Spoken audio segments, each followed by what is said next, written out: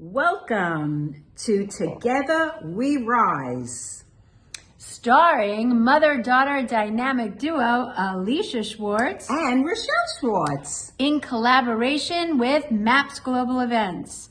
Signing off. Mwah.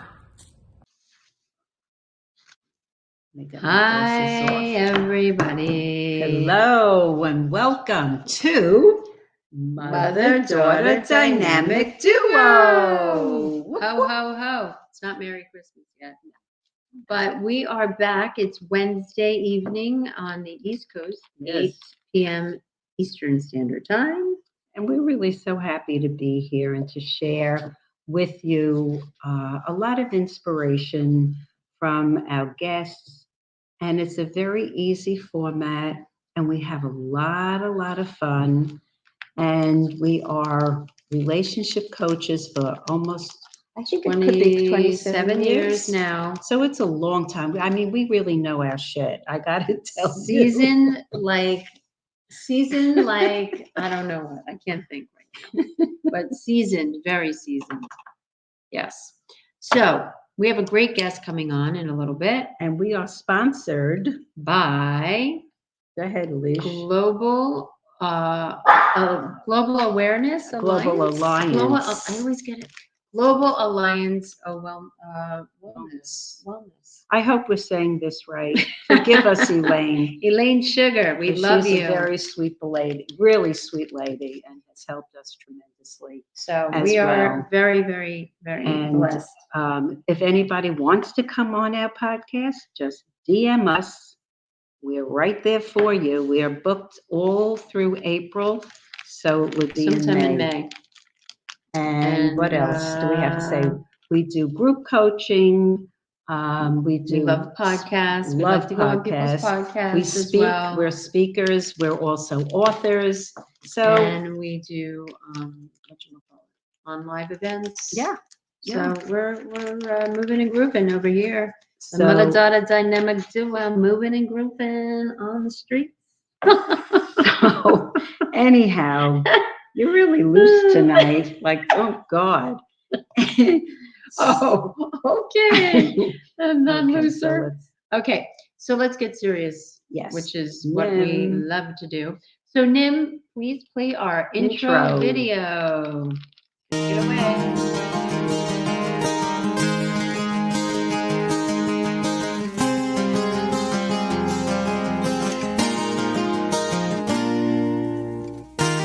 Looking through the pages of our lives as we start out on this journey. Everywhere we look, a different sign telling us where we will go. Feel the sunlight shining in your eyes.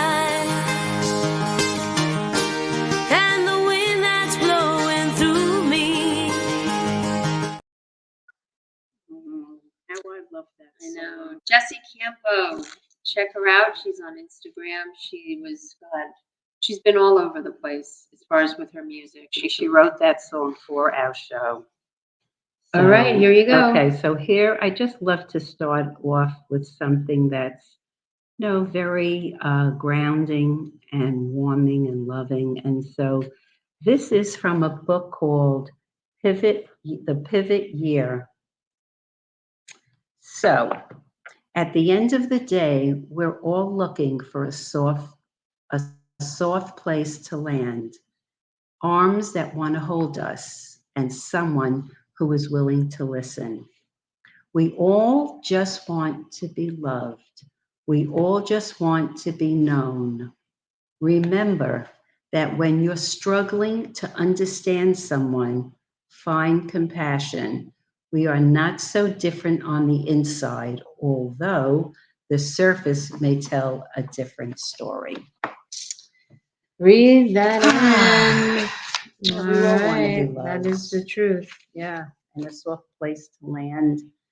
And share our hearts, our vulnerabilities. Yeah.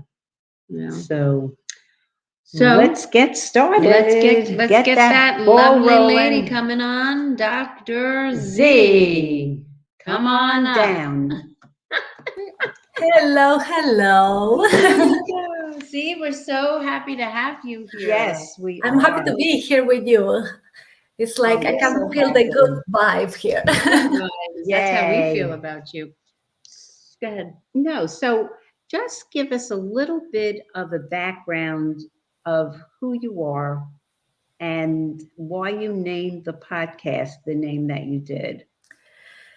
Oh, so I am Peruvian. I grew up in Peru and I went to medical school and practiced medicine for 10 years in the Navy in my country. I came 12 years, 13 years ago to the US to start from zero again while I was following Prince Charming, my husband, the father of my two boys. And my I can talk about my specialties. I have three specialties: internal medicine, geriatrics, and obesity medicine. But really, my passion is on well-being because I feel like well-being is kind of the synonymous of success. And that's the reason of the podcast. I believe that we talk about success in a way that is very oriented into power and money and certifications and things like that. But we forget that we cannot achieve any of those if we are not happy and healthy. And that means having physical and mental well-being. So I practice as a physician, focus on, the human that I have in front of me. And I expect to provide that person with the the alchemy of success in a broader way that involves his heart, his mind, his soul as a complete component of who they are. Yeah, and I think that's great because it really We is. need We're it. all whole, we're a whole human being, not like just, you got to look at the whole of the person, right? There's so much to it. There really is. Absolutely. So We are more complex than what we think, right? We are not just livers or kidneys or hearts. We are humans, and that is big deal. yeah, and It is a big everybody's deal. makeup is so different as Yeah. far as their blood and their right. I mean, everybody has different stuff going on. So a question that's come up is, what do you know for sure about your work? What do I know for sure? What I know for sure is that I will do always my best. I don't know all the answers. I am for sure not perfect. That's part of being human. But I believe that my heart is in the right place and I have the best intentions and high ethics, and that no matter what, I will put my 300% in what I am doing. That's part of my integrity as a professional, but even more important as a human. Yeah. And I mean, I guess the thing I wanted to know is what have you learned kind of the hard way, right? A lot of things, sadly. I believe that's part also of being a human, and for sure it's part of being a type A personality, as I am, and a super achiever, right? Um, I discovered that I don't have superpowers. Ouch. I, You're a I physician, right? And everybody thinks because you're a physician, you have all these, right? Yeah, It's a big it's true. expectation. Yeah. It's a big expectation. It's a false expectation, and it's something that we develop during medical school. And I believe that happens in many other careers, especially for women. We are expected to to become superheroes, superhumans, and if we are, also wives and mothers and daughters, we even have to deliver more. It's not just in our career, but we have to be superhumans in society also. And sadly, it's impossible. We cannot be perfect. That's not part of our DNA. We are supposed to eat and pee and sleep and all those things that come with our nature of being humans. And therefore, we need to admit our gaps, and we need to also ask for help and be vulnerable for that. And that's something that COVID showed me in a very hard way, and that was a difficult pill to swallow for me. And it took me a long time to understand that I need to change my chip. And I believe that it's not only that I need to change my chip, but majority of us right now in society, majority of us women that are working, mothers, wives, and also men, because the reality is that men, they don't have superpowers either. I'm sorry to tell you. We need to change the chip, and we need to admit our vulnerability and the fact that we need to get help when we need the help. Yeah, that's a big one. Yeah, that Especially is. for men, because men don't Don't usually ask. like to ask for help when No. it comes to the medical thing, you know? Yeah, their egos get in the way. I believe that, yes, but I feel that women, especially from some generations, because of the pressure that they receive from society and the fact that they were always trying to compete with men and looking and becoming and acting like men in the business field, they were even more proactive in masking themselves and showing any type of weakness or vulnerability. Something as simple as I have pain because of my period could look very bad if you are in a meeting where you are surrounded by men, right? That will make you less important or less strong or whatever it is.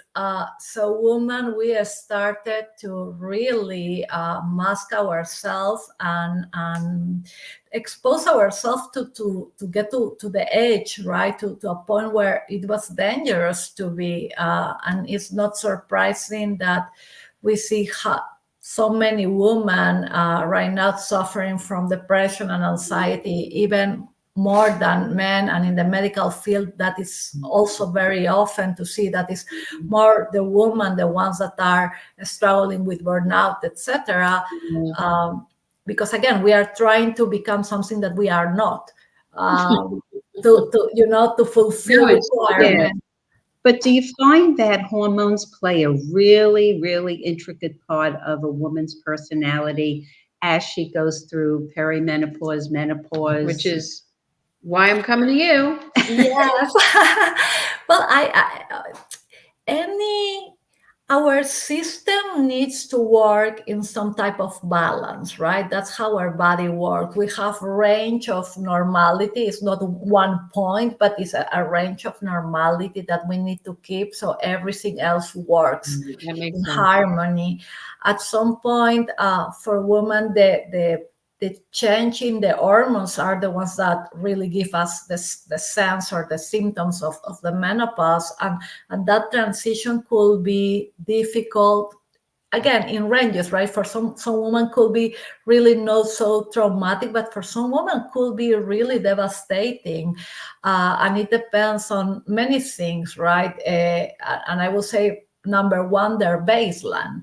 If you have someone that is going through menopause and her baseline is being very healthy, very active, mentally very stable, probably they will be able to manage this transformation, right? This transition in a way that is easier for them. But if you have someone that is already struggling with their health and is already struggling with mental illnesses, adding just a little to the big problem that they are already dealing with could be really devastating. And it's something that we need to pay attention seriously, and we need to support women during this transition for sure. Yeah. So you do Eastern and Western, am I correct? I do. It's very funny because I don't like to label what I do other than saying I do good medicine. I try to, that's how I am very open-minded. I learn with time to put my ego on the side and to be curious and to always try to learn more.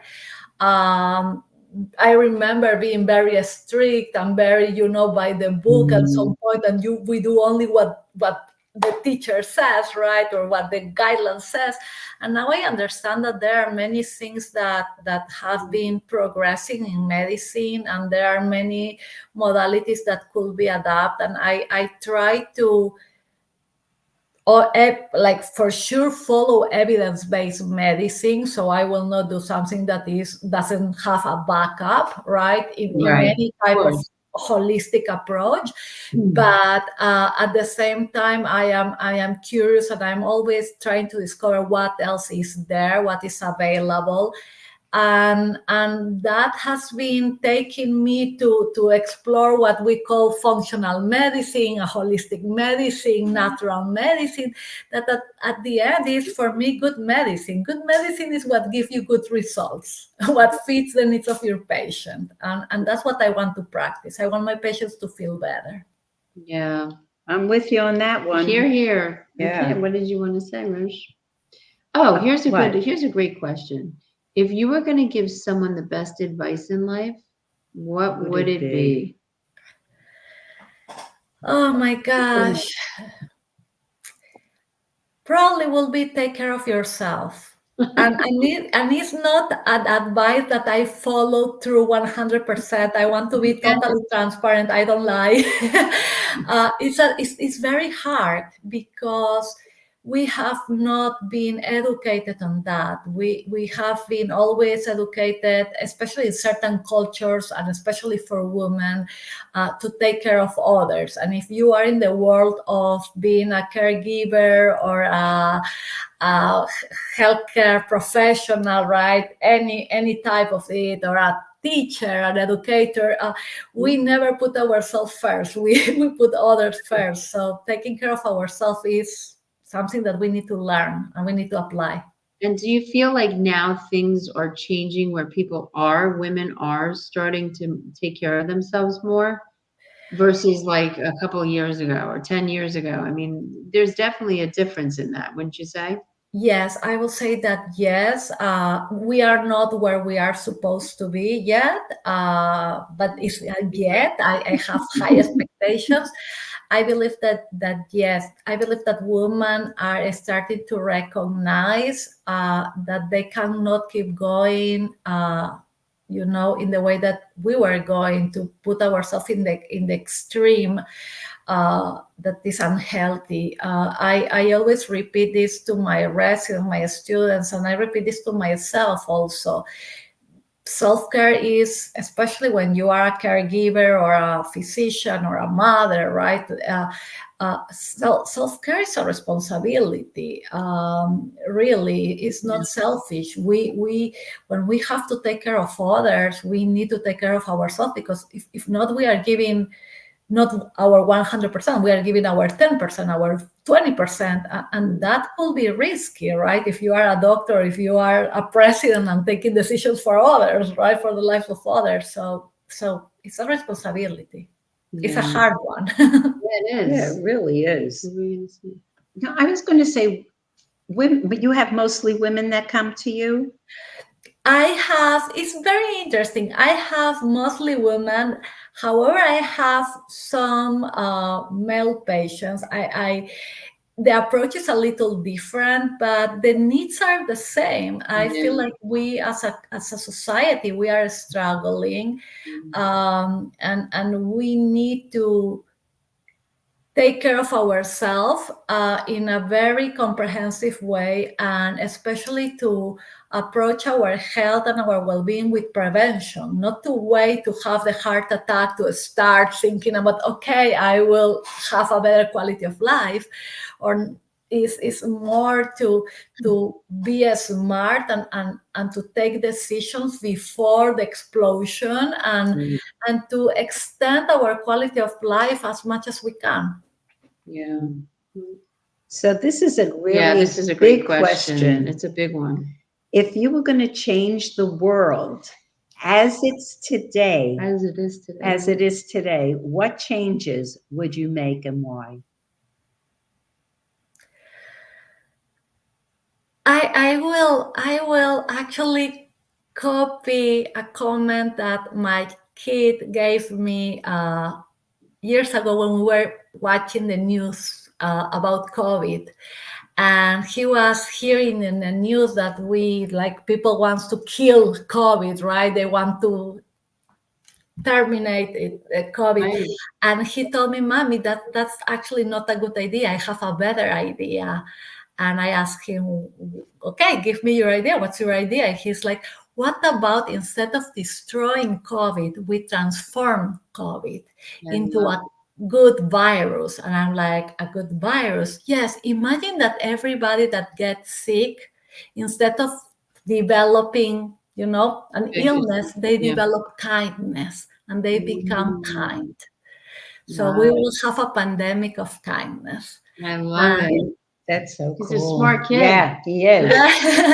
and I cannot imagine something more important to spreading kindness and empathy and compassion. I believe that that's the best change that I could create in the world. Mhm. So true. I mean, think about when you're kind and you make someone's day, it makes your day. It's like a Yeah. ripple effect. Without a doubt.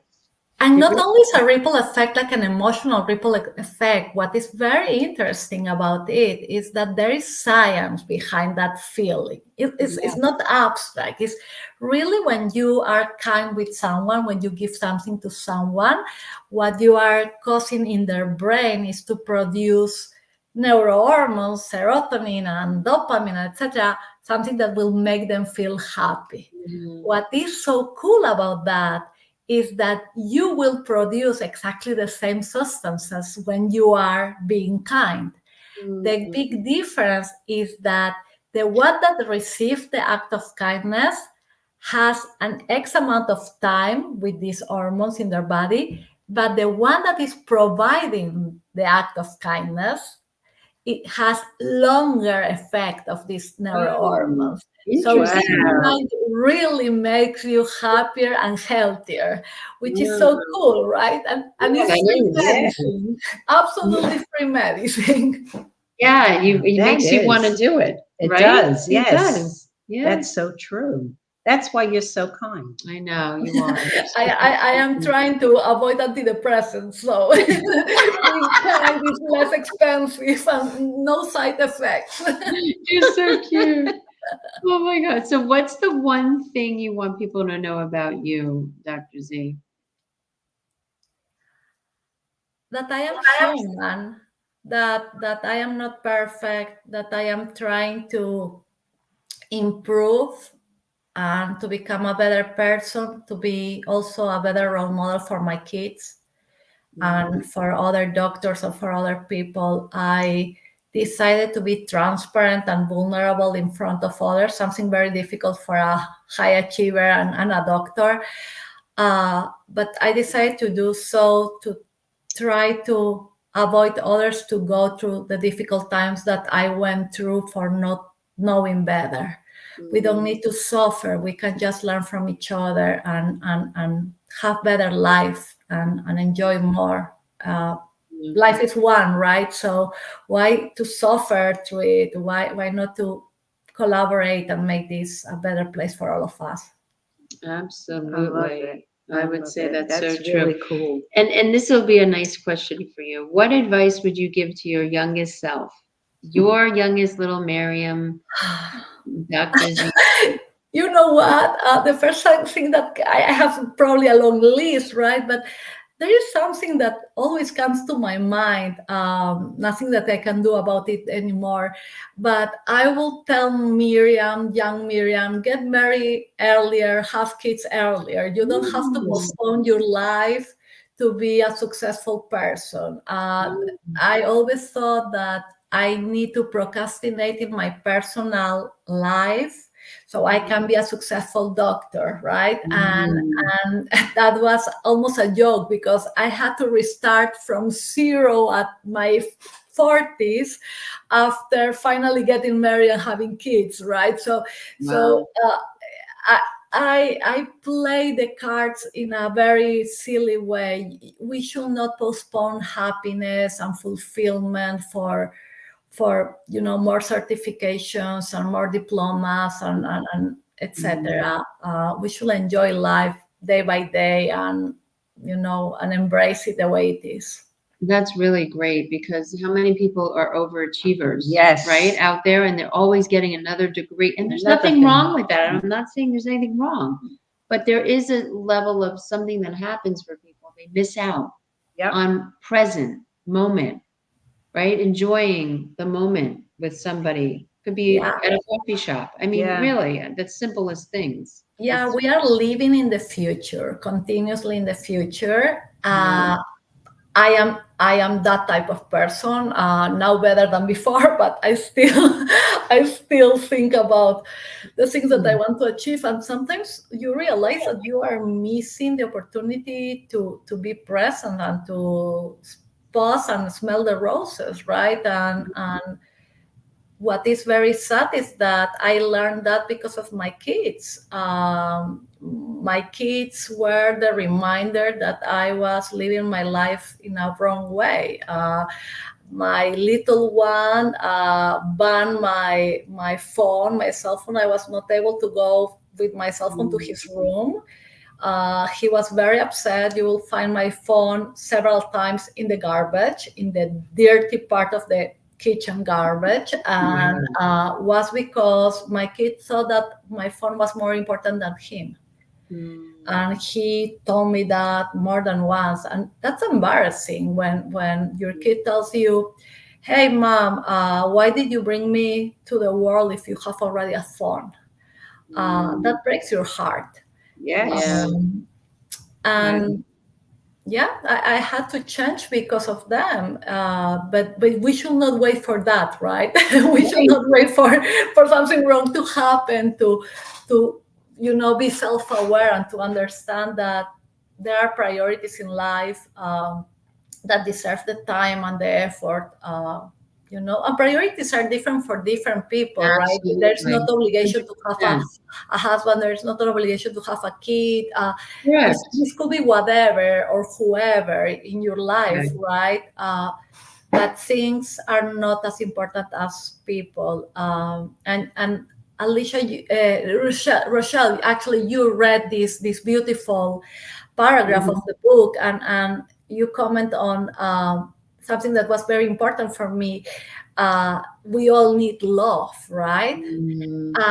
And there is the biggest, longest study done by Harvard in the US, a very well-known study, actually followed more than 75 years individuals that were living around Harvard area. Some of them are Harvard students, and some of them are from a poor area surrounding Harvard. And they ask questions again and again, year after year, about happiness, well-being, success, and things like that. And the conclusion by now, 75 years later of the study, and the study continues, is that it's not your car, it's not if you went to Harvard or no, it's not your title, it's not the money that you have in your bank account, but the only thing that significantly correlates with being happy, being successful, etc., is actually being loved and loving someone, right? So Relationships. And I so believe true. that's an amazing, demonstration of the lack of awareness when we pick priorities in our life, right? And I am as guilty as many others of that. Right, of course. We need Yeah. to remind ourselves again and again, my phone is not so important, my meeting is not so important, my Right. family is important, my loved ones are important. And like we were saying, the dopamine and the serotonin and all that, we're energetic beings, right? So having that love sent to you or sharing it with somebody, it energetically, it lights you up, right? It makes you feel so good. And we produce all these hormones, right? We have even the cuddle hormone, right? The oxytocin that makes us feel good, and it's really related to cuddling, right? And Yes. that's something that Yes. mothers develop when they have And their babies for first time. And right, it could be a dog, it could It be a doesn't person, it matter. doesn't matter. yes, Whatever gives absolutely. you that feeling, right? Absolutely. And again, is very easy to get that extra energy, positive energy in your body, just practicing that, being in relationships with people, and doesn't have to be a romantic relationship, as you're saying. No. Could be your dog, could be a neighbor, you go for a coffee, Absolutely. interacting with people. And we are living in the pandemic of loneliness right now, right? Even the general surgeon talks about that. He has this very recognized book about that. We are very lonely, and we are very sick also as society. The rates of depression and burnout and anxiety and suicide in this country are truly scary. 1 in 5 individuals in the US suffers from mental illness. 49,000 individuals died by suicide during the last year in this country. That means 1 every 11 minutes.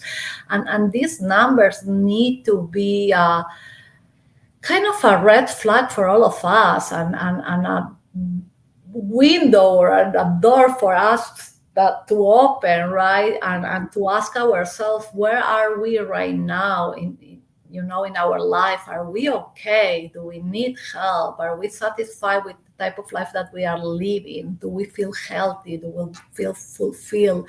And if the answer to any of those is not really, is to do something about it, to be proactive, not to become a statistic. We have control in our life. We can take decisions, and we cannot wait for life to happen. We Exactly. need to look for a better situation for ourselves. What were you going to say? What I think when COVID hit, it was a very isolating time. And I think community is so important. But when that had happened, a lot of people changed. It just happened. Right. So one day I was thinking, when a baby is born and you become a mom for the first time, nobody gives you instructions. It just the things you don't want to do that your parents did, and you'll learn, but you still do things that are not the great, just the whole thing. But then I was thinking, there's not, I don't think, I could be wrong, there's not a book that says, okay, when you get to a certain point of life, you are now in a different time, and nobody tells you where to go. You have to reinvent yourself. And it's like, what do I do? Who am I? Yeah. I'm lost. So That's amazing.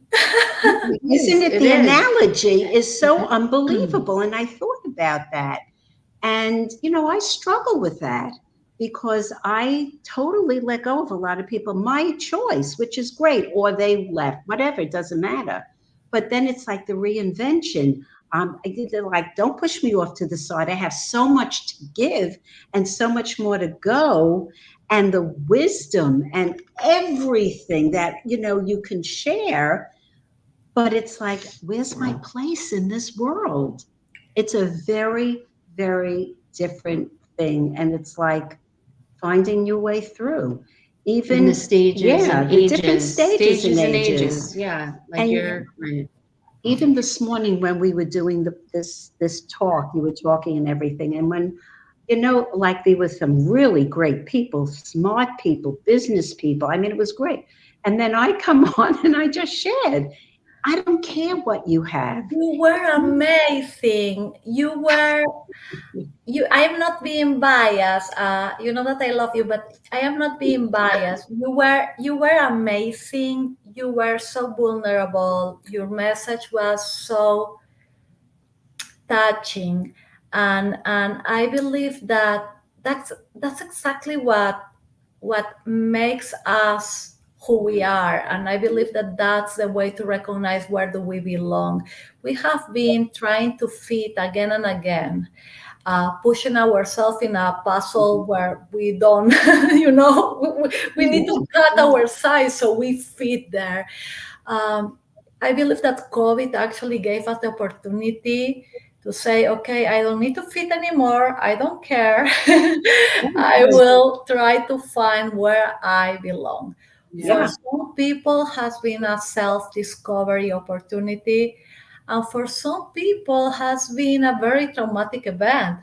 But that's exactly what happens during trauma, right? And we need to Right. understand that COVID was collective trauma, Yeah, for and sure. we are not recovered.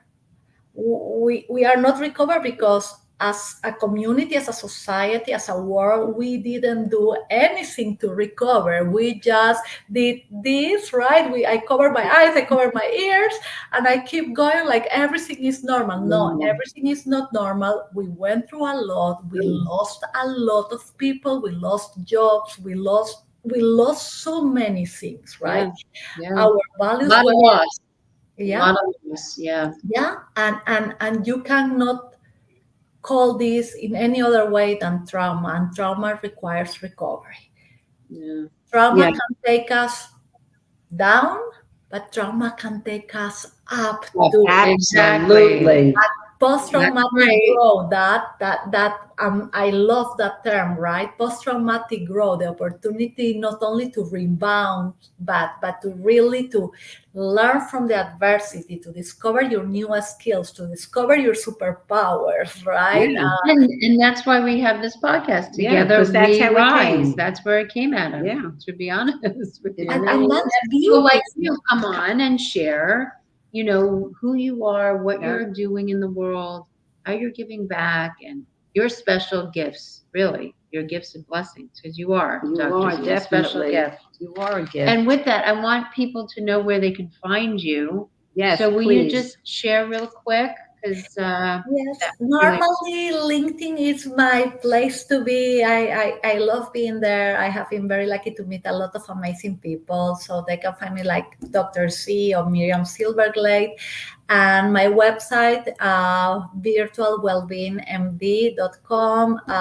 That's another way to contact me. I'm happy to be in touch and to collaborate. I don't only want to offered myself as a physician, of course that's available, but also if there is some coaches or nutritionists or therapists that are working with patients and they feel that the patient may need extra support in the clinical aspect to complete the cycle of the therapy and improve the outcomes, I will be happy to collaborate with other healthcare professionals.